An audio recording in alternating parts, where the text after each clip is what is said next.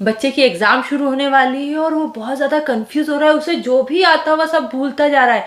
जब हम उसे लिखने का बोल रहे हैं तो वो लिख नहीं पा रहा है, जब हम उसे उसे कोई क्वेश्चन पूछ रहे हैं तो वो बता नहीं पा रहा है। अब क्या करें, अब तो एग्ज़ाम आने वाली है, ओहो कहीं ये फेल ना हो जाए, ओह क्या करें अब।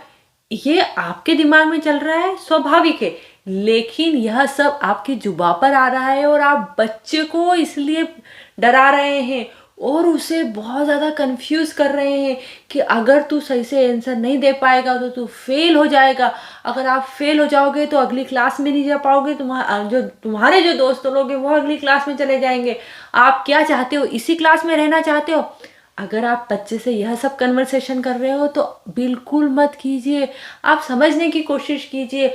यह जो बच्चे हैं आजकल के हमारे, वह ऑनलाइन क्लासेस से आए हुए हैं और पिछले साल भी इतना ज़्यादा सीरियस कुछ भी नहीं था और इस साल प्रॉपर स्कूल लगा, प्रॉपर एग्ज़ाम हो रही है, तो हमारे मन में डर है और बच्चे के लिए हमें लग रहा है कि अरे उसको नहीं आएगा, वो कंफ्यूज हो रहा है तो वो फेल हो जाएगा। ऐसा नहीं होगा।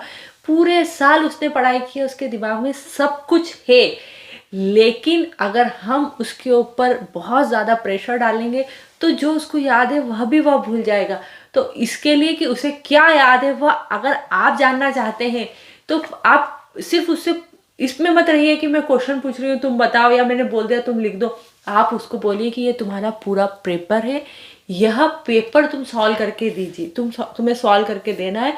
या तो प्रिंट निकाल लीजिए, आप कुछ क्वेश्चंस निकालिए, थोड़े इजी वाले निकालिएगा शुरू में, और फिर उसी तरह से जिस तरह से एग्जाम आने वाली है ऊपर क्वेश्चन नीचे गैप दीजिए आप। और उसके बाद में अगर आप प्रिंट आउट नहीं निकाल सकते हैं तो राइटिंग में लिख के बच्चे को दीजिए और बच्चे को छोड़ दीजिए कि इतना टाइम है, तुम इसमें करके बताओ क्या करते हो। कोई प्रेशर नहीं डालना है, उसको कॉन्फिडेंस में रखना है कि हाँ तुम्हें सब आता है, तुम अच्छे से कर लोगे, पेपर फिनिश करोगे तो तुम्हें टीवी टाइम मिलेगा। कुछ भी आप उसको जो भी पसंद है खाने पीने का, उसके लिए उसको आप अप्रिशिएट करके उसे वह देने का बोलिए।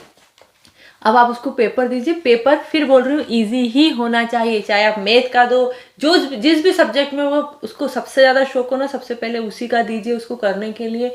और देखिए कि उसको कितना याद है, वो सच में भूल रहा है क्या, वो अपनी मर्जी से कितना कर पा रहा है। और फिर वो जो चीज़ें बोल रहा है वह शांति से अपने दिमाग को शांत करके धीरे धीरे उसको समझाइए, वह सब समझ जाएगा। पूरे साल बच्चा स्कूल में पढ़ा है, अब वह सब अच्छे से लिखेगा। बस आप उसको प्रेशराइज मत कीजिए, आप उसको डराइए मत। जब वह इस तरह से एक पेपर सॉल्व कर दे, अगर आपको लगता है कि उसके जो क्वेश्चन है वो ऑब्जेक्टिव टाइप में आने वाले हैं तो इस तरह से पेपर निकाल दीजिए। जब वह इस तरह से एक पेपर कर ले अच्छे से तो फिर उसके बाद में थोड़ा दूसरा पेपर अगले दिन उसको थोड़ा सा टफ दीजिए और फिर देखिए। तो इस तरह से आप बच्चे को प्रिपरेशन कराइए, ना कि उसको डरा के उससे कुछ क्वेश्चन स्पेशल पूछ के कि चलो हमारा काम निपट गया, अब लाओ लाओ तुमने याद कर लिया क्या, लाओ क्वेश्चन तो मैं पूछती हूँ।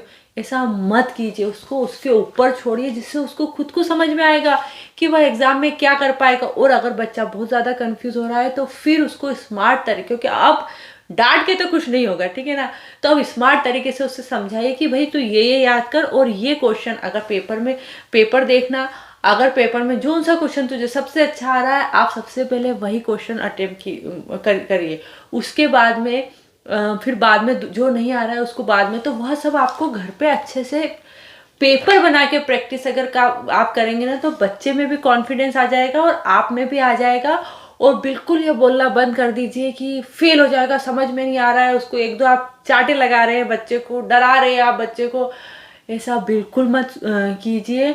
बच्चे को रिलैक्स रखिए, बच्चा ज़रूर ये एग्ज़ाम भी अच्छे से क्लियर कर लेगा। हम समझ रहे हैं कि बच्चे का एक आधी साल बीच का वैसे ही चला गया है कोरोना में, उसके लिए बहुत ज़्यादा टफ है, तो हम भी इस चीज़ को समझना चाहिए और टीचर भी इस चीज़ को समझेंगे और वह इसी तरह से पेपर आएगा। आप टेंशन मत लीजिए और रिलैक्स रहिए और बच्चे को भी रिलैक्स रहने दीजिए। अगर इस तरह से आपने पेपर बना के बच्चे से प्रैक्टिस करवाया ना, तो जिस दिन एग्जाम है ना उसके एक दिन पहले आपको बच्चे को कुछ पढ़ाने की ज़रूरत नहीं पड़ेगी। आप में इतना कॉन्फिडेंस आ जाएगा और बच्चे में भी आ जाएगा। अगर वीडियो पसंद आया हो तो इस वीडियो को लाइक ज़रूर कीजिएगा और अपने बच्चे पे पूरा विश्वास रखिएगा।